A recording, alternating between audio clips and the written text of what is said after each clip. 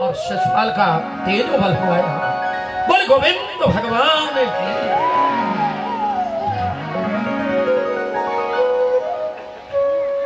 तीन जन्म का साथ था। प्रेम से बोलो श्री राधे। सनक, सनंदन, सनातन, संत कुमारों का। और इसके तीनों जन्म पूरे। एक नारायण का पार्षद आज साप मुक्त होकर वैकुंठ चला गया। एक अभी दंत वक्र बचा है, भगवान उसे भी भेजने वाले हैं। पहले हिरण्यकश्यप हिरण्याक्ष 12 और नरसिंह बनकर उद्धार किया, भगवान को आना पड़ा। और दूसरे में भगवान राम रावण कुंभकर्ण का अब शिशुपाल और विदूरक के रूप में आए थे, दंत वक्र के रूप में आए। लेकिन अब शिशुपाल तो चला गया, एक साप मुक्त हो गया, अभी एक शेष है, भगवान उसे भी भेजेंगे। इधर राष्ट्रीय यज्ञ निर्विघ्न संपन्न कराया, लेकिन संपन्न तो हो गया, टुनटुनी नहीं बाजी। और जब तक घंटा न बजे तब तक यज्ञ पूरा नहीं माना जाता। ऐसा पहले ही आचार्यों ने घोषणा कर दिया। पूछा गया सबको, बोले कि यार घंटा नहीं बजा, ऐसे नहीं बजेगा। कारण है, किसी ने कहा कारण क्या है? आचार्यों ने कहा कोई संत ब्राह्मण इस तरह का भूखा तो नहीं रह गया यज्ञ में। जाओ देखो, तो नदी के किनारे एक संत बैठे थे, उनको बुलाया नहीं था। भीम गए, बोले वे बाबा जी हमारी यज्ञ पूर्ण होगी, घंट बजेगा, तुम चलो खाना खाओ, तुम ही तो रह गए हो। बोले मैं नहीं जाता यार, कहीं चलता ही नहीं, मैं किसी के यहाँ खाता ही नहीं। बोले उठा के ले जाऊंगा, तो बोले ऐसे ले जाने से कोई फायदा नहीं है, तेरी बुद्धि में आई नहीं रही कोई बात। बोले कैसे होगी यज्ञ पूर्ण? बोले अर्जुन को भेजा, अर्जुन ने कहा बाणों पे बैठा के ले जाऊं। बोले ऐसे थोड़ी जाते हैं संत। युधिष्ठिर भी गए तो राजसी रथ पर गए, लौट कर आ गए, हताश हो गए सब। भगवान श्री कृष्ण मंद मंद मुस्कुराते रहे, इन्हें भी थोड़ा सा मद हो गया ना, राजसी किया है, मद नष्ट करता है। हस्तिनापुर नरेश की पटरानी द्रौपदी। और यहां दूसरी घटना घटेगी, अभी उंगली कट गई भगवान की, लेकिन उसी समय अब यज्ञ तो पूरा हो कैसे? युधिष्ठिर से कहा, बोले महाराज मैं संत महाराज को, बोले हमारी मर्यादा है, महारानी और उस बाबा जी को लेकर जाएगी। बोले कोई बात नहीं, संतों के पास जाने में मैं चली जाऊंगी।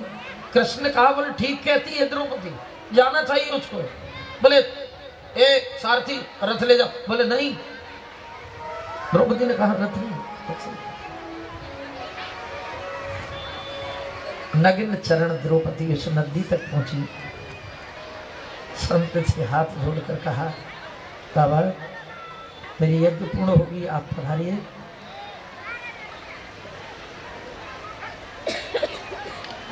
बोले मैं गृहस्थों में वैसे तो द्रौपदी जाता नहीं हूँ, अगर आप आई हो तो मुझे मालूम है आप कैसे आई हो, तो आप कहती हो तो 100 एक बार प्रसादी पाने में 60 यज्ञों का फल देना पड़ेगा मुझे। बोले मैं दूंगी, चलो। बोले अभी तो एक अश्वमेघ हुई है, एक राजस्व यज्ञ हुई है, 60 राजस्व यज्ञ का फल देना पड़ेगा। बोले 60 नहीं 60 दूंगी, तुम चलो तो सही। और जब जीवने के बाद में बोला कि मेरा फल दे, तो बोले बाद बाकी का मुझे दो, या में से शेष कर दो जितना रह गया है। संत मिलन को चालिए तजमाया अभिमान, और जो जो पग आगे धरे कोट जग समान। मेरा शेष लौटा दीजिए, शेष मुझे दे दीजिएगा। कोई क्रिया करनी, कोई देने की कुछ जरूरत ही नहीं है। तुम्हारे पास सर्वस्व देके तुम्हें जगत में भेजा है, लेकिन ये विवेक चाहिए। द्रौपदी के अंदर विवेक था। संत ने कहा पुत्री तुझे आशीर्वाद भी है, अब मेरे को कुछ चाहिए नहीं, तू तो भगवती है, तो क्या चाहिए?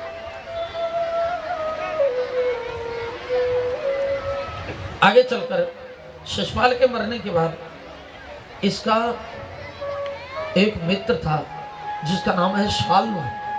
शाल्व मायावी है और शिव भक्त है। इसने शिव जी की आराधना करके एक बहुत सुंदर विमान बनवाया और विमान बनाने के बाद में उस विमान पर बैठा और विमान पर माया से द्वारिका को चारों तरफ से घेर लिया और द्वारिका में युद्ध होने लगा। भगवान श्री कृष्ण हस्तिनापुर में थे उस समय और द्वारिका में घमासान युद्ध होने लगा। उस समय द्वारिका की सुरक्षा में भगवान के पुत्र प्रद्युम्न थे। प्रद्युम्न जी महाराज लगातार युद्ध को काट रहे थे, लेकिन मायावी था ये। एक समय वो आया कि भगवान का पुत्र प्रद्युम्न मूर्छित हो गया। भगवान यज्ञ में समाप्ति के बाद रुके नहीं हस्तिनापुर और यज्ञ के बाद में ज्यादा देर आचार्य को या संबंधी को रोकना नहीं चाहिए। जय श्री कृष्ण, जय श्री राधे, ये नियम है। आप लोग काफी बोले गुरु जी 2-3 दिन द्वारिका चलेंगे या रुके, पर ये नियम है। देव विसर्जन हो तो मैं देवताओं विसर्जन हो जाना चाहिए, ये नियम है। यज्ञ के बाद में ज्यादा देर रुकते द्वारिकानाथ तो द्वारिका ही नहीं मिलती। भगवान गए तो घमासान युद्ध हो रहा है द्वारिका में। भगवान ने देखा कि वो मेरा पुत्र चेत। भगवान ने देखा साल्व साधन साल्व भगवान ने युद्ध किया। विमान माया का बना हुआ, शंकर उपासना से बना हुआ विमान नष्ट किया, साल्व की माया को नष्ट किया और साल्व का वध किया और यहाँ साल्व का उद्धार कर दिया। भगवान ने द्वारिका, थोड़ी लेट हो जाते द्वारिका ही नहीं मिलती, द्वारिका को बचा लिया। बोल द्वारिका नाथ भगवान। और इसी में इनका सेनापति था दंतवक्र, उसको मारा। भगवान ने दूसरे भी जो पार्षद था भगवान का जय और विजय दोनों को वैकुंठ दे दिया। बोल गोविंद भगवान की। अब यहाँ तक जो प्रयोजन था परीक्षित ने कहा था अंतिम समय तक केवल कृष्ण लीलामृत का पान करना चाहता हूँ, मुझे कृष्ण लीलामृत का पान कराओ, कृष्ण कथा का। तो कृष्ण कथा यहाँ तक बिल्कुल और पूर्णता को प्राप्त होती है। भगवान का उद्देश्य तीनों प्रयोजन पूर्ण परित्राणाय साधुनाम ब्रजलीला 11 वर्ष, विनाशाय च दुष्कृताम मथुरा लीला 14 वर्ष, हिसाब लगाते चलना। धर्म संस्थापनार्थाय संभवा में युगे युगे द्वारिका लीला 100 वर्ष, पूरे 100 वर्ष रहे हैं यहाँ। हमारे पास तो 11 वर्ष नहीं है, बस चला गया होगा कंस नगरी से, हमें क्या लेना देना यार, मथुरा से लेना देना नहीं है। लेकिन 25 वर्ष मान लो साहब हमारे पास, 6 गुना तो गुजरात में रहे साहब। आओ अब, लेकिन एक चरित्र के बिना मेरे कन्हैया के चरित्र अधूरे। पृथ्वी पर कोई दुष्ट नहीं है, भूभार हरना है, राक्षसों का वध करके पृथ्वी को चौदिश से सुरक्षित कर दिया भगवान ने। बिल्कुल शांति है, आनंद है, और यही प्रयोजन पूर्ण करना था भगवान को, वो पूरा हो गया। अब एक चरित्र के बिना परीक्षित मेरे गोविंद के चरित्र हमेशा अधूरे और अपूर्ण माने जाते हैं, और वो चरित्र है दीनहीन शोषित विपन्न। एक ब्राह्मण सुदामा जी का चरित्र है, लेकिन सुदामा जी का चरित्र निवेदन करूं उससे पहले एक बार प्रभु का नाम उच्चारण करिएगा।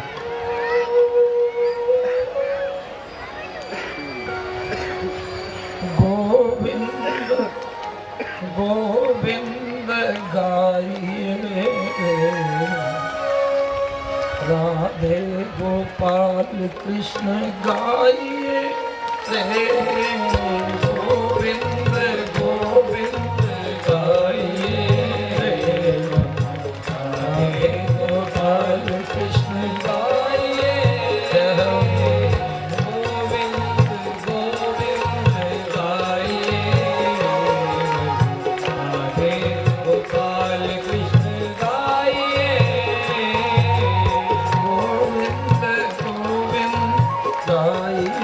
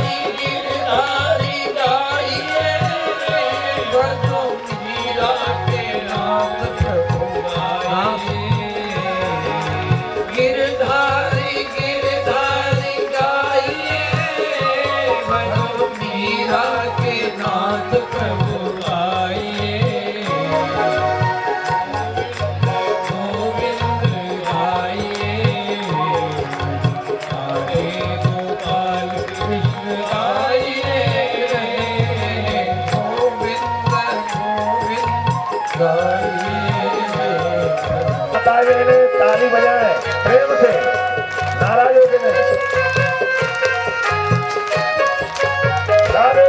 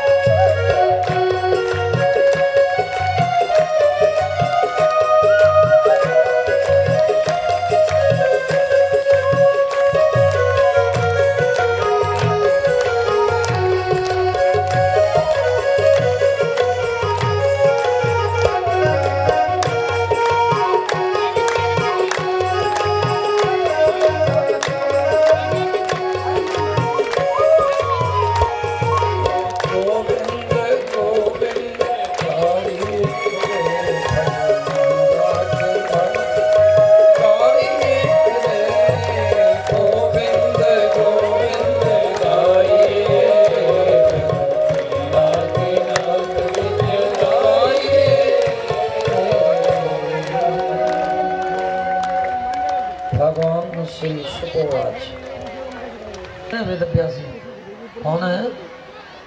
बस इस श्लोक को समझ लीजिए, चरित्र समझ में आ जाएगा। कथा लंबी करने की आवश्यकता नहीं है, श्लोक बुद्धि में आया कथा उतर जाएगी। कृष्ण शाह सी सखा कसिद ब्राह्मण ब्रह्म वित्तम विरक्त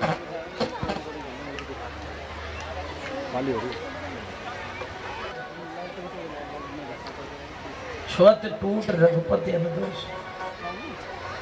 हमारे यहाँ ब्रज में एक छुई मुई को पेड़ हो, प्रेम से बोलो, उसे ऐसे उंगली दिखा दो तो ऐसे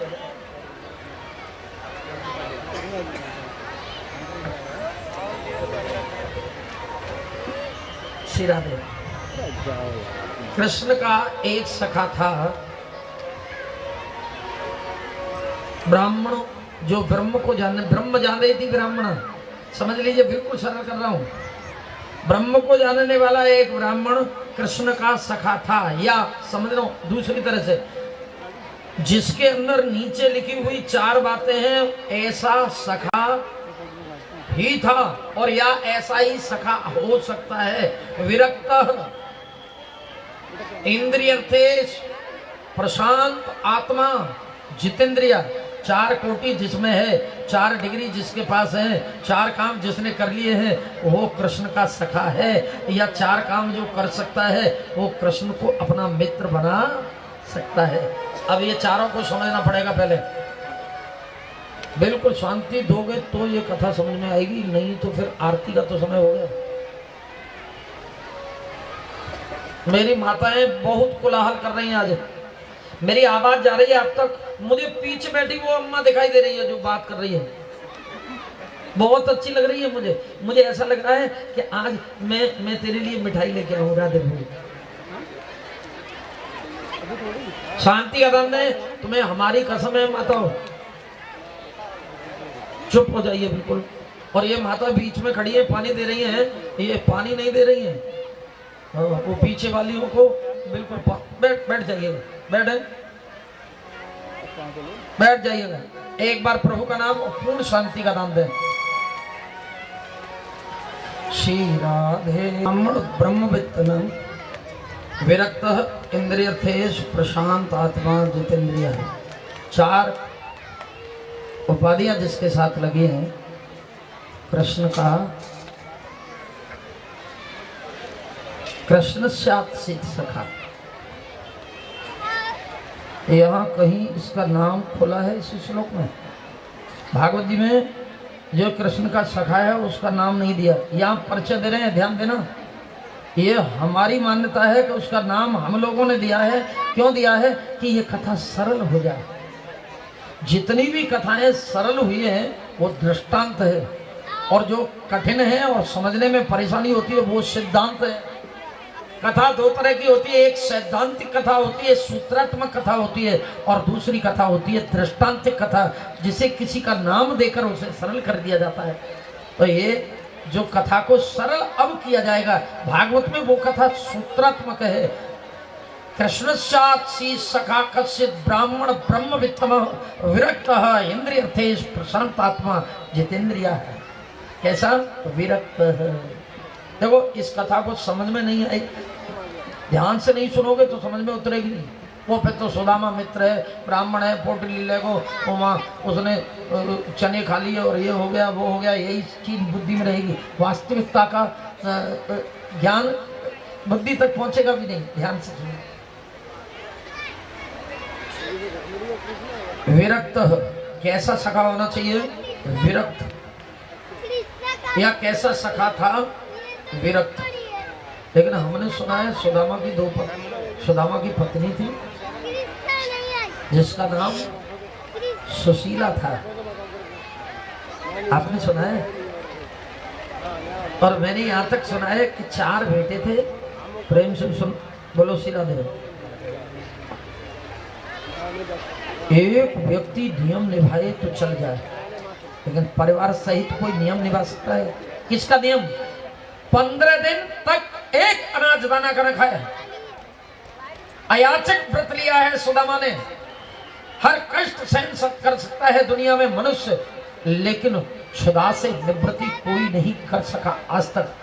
पुत्र मरण हो जाए उसका कष्ट सहन करते हैं, बुढ़ापे का कष्ट हम लोग सहन करते हैं, निर्धनता का सहन कर देते हैं, लेकिन क्षुधा निवृत्ति कोई नहीं कर सकता है। गांधारी की वो कथा महाभारत की याद है? एक बेटा मर जाएगा तो अनाज छोड़ दूंगी, एक ग्रास नहीं खाऊंगी। ठाकुर जी की कृपा से एक बेर का वृक्ष, एक बेर लगा दिया। 100 पुत्र मरे पड़े हैं, लाश को खींचती है, लाश पर पग रखती है, बेर पकड़ती है, डाली ऊंची हो जाती है। 100 पुत्रों की लाश पर चढ़कर जैसे ही बेर को पकड़ा, भगवान ने हाथ पकड़ दिया। अरे भूरा, ये क्या करती है गांधारी? बोले कन्हैया, सब कुछ कष्ट सहन हो सकता है, लेकिन क्षुधा से निवृत्ति कोई नहीं कर सकता, कोई नहीं कर सकता। भूखा कौन है? ये भूख से युद्ध लड़ रहा है, और एक नहीं पूरा परिवार, चारों पुत्र साथ में है। पत्नी सहयोग कर रही है, चांद्रायण व्रत करती है चकिया। 15 दिन तक एक दाना अनाज का सुदामा की चकिया में नहीं पड़ता।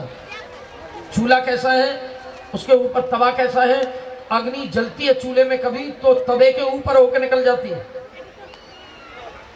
जहां आटा गूंदा जाता है उसके 4 टुकड़े हैं, पत्थर की कटोटी 4 जगह से टूटी है।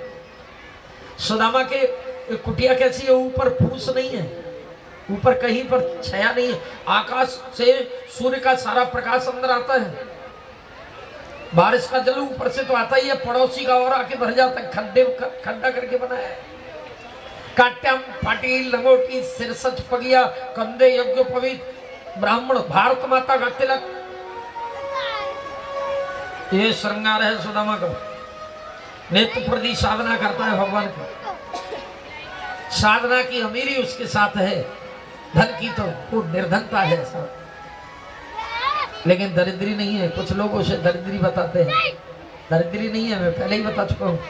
एक बिल्कुल नितांत शोषित विपन्न, रोटी कपड़ा मकान के अभाव में प्राणी कभी दरिद्र नहीं होता। एक चक्रवर्ती राजा देश का दरिद्री हो सकता है, लेकिन कोई भी रोटी कपड़ा मकान के अभाव में प्राणी दरिद्री नहीं होता है। विषान रुकता सा दरिद्रा, वो दरिद्र है। एक दिन की बात,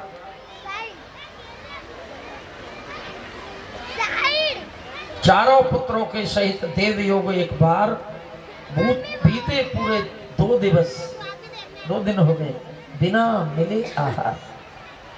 सुशीला के पास चारों बेटे थे, सबसे छोटा बेटा रोने लगा, रही मैया मैया बहुत भूख लगी है, मुझे कुछ खाने को दे दे।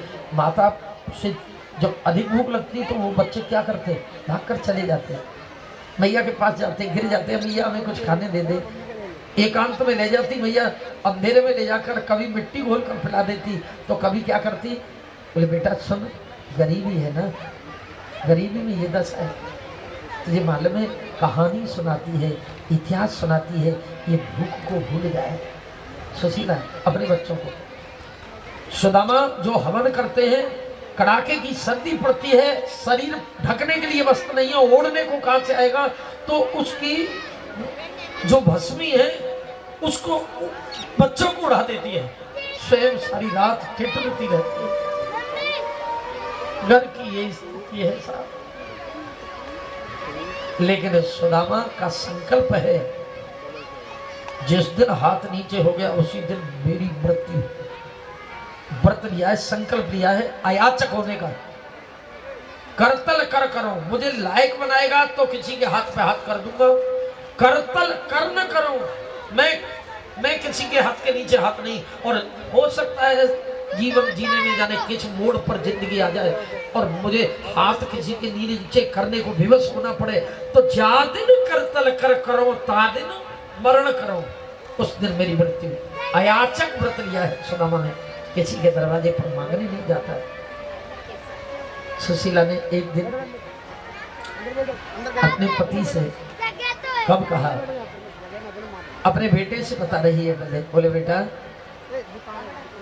सो जाओ, कहानी सुना रही, कहानी सुनाओ, बोले सुनाओ। बोले जब मैं विवाह के आई थी ना मेरे पिता के यहाँ से तेरे पिता के यहाँ, तो तुम्हारे पिता ने एक सुंदर सी कहानी सुनाई मुझे। तेरे पिताजी शांतिपन गुरु के आश्रम में पढ़ते थे। बोले हाँ, फिर वहां एक उनके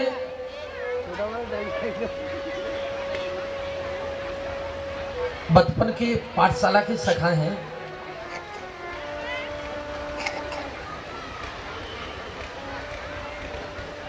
सखा थे, सखा साक्षात श्रीपति लक्ष्मीपति नारायणी उनके सखा है। बोले भैया मेरे कौन लगते हो, छोटा सा अबोध बालक। बोले तेरे चाचा लगते हैं। बोले चाचा लगते हैं तो मुझे कुछ दे देंगे, मुझे रोटी दे देंगे। अंधे को क्या चाहिए, तो हाँ भूखे को रोटी चाहिए साहब।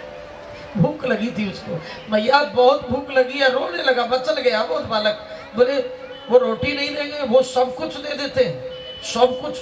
लेकिन कैसे देते हैं, बोले एकांत में जाकर, जब दैन्य भाव से भगवान को कोई भाव से पुकारता है, भाव से भाव का भूखा है वो, बस आता है सर्वस्व दे जाता है। अब तो एक बालक नाटक करने लगा, मैया सो जाए जब काम करे। मैया श्रीमती सारी रात सारे दिन अनाज के दाने बीने थे, किसी के जंगल में जाकर। ब्राह्मण को कभी किसी से मांगना नहीं चाहिए। राधे बोलो।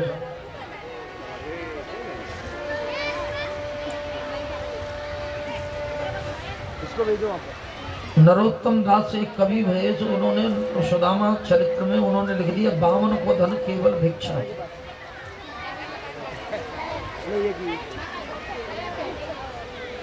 और द्रौपदी क्या कहती है भागवत में, मुंचताम मुंचताम ब्राह्मण नितराम गुरु। प्रेम से बोलो श्री राधे। अच्छा, गुरु भीख मांगेगा, मर्यादा है ये। यहाँ ब्राह्मण गुरु है और वहां ब्राह्मण के लिए लिखा जा रहा है, बामन को धन केवल भिक्षा। हो सकता है वो बामन नहीं हो, महाबामन। अगर ब्राह्मण है और ऋषि का रक्त है तो ब्राह्मण नितराम गुरु। गुरु आदेश दे सकता है, भीख नहीं मांग सकता, मर्यादा टूट जाएगी। भिक्षा नहीं, बामन को मुझे देती है शिक्षा, शिक्षक सिगरेगा जग को। ये है, ये बात तो है, भिक्षक नहीं शिक्षक। ब्राह्मण शिक्षक है, भिक्षक नहीं है। जगत गुरु है ब्राह्मण, और गुरु है आदेश दे सकता है। अन्न छेद चल रहा है, लाला एक और चावल दे देना, अन्न छेद चलता है। तो ये खर्चा है, कुछ ऐसा है, ऐसा कर दो, गिड़गिड़ा है, गुरुत्व नष्ट। ब्राह्मण को मांगना नहीं चाहिए, अयाचक विरत है, दरवाजे पर जाना नहीं है। अगर गरीबी आ जाए और ब्राह्मण का गुजर बसर न चले तो उसे क्या करना चाहिए?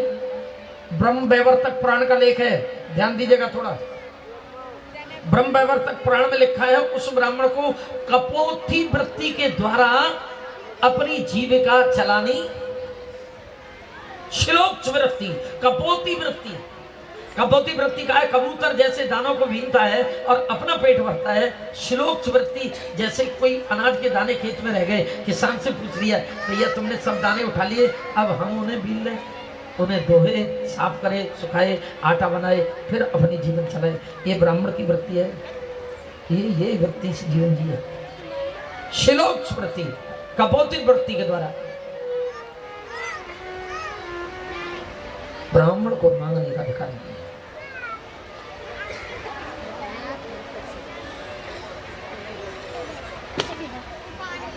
राधे।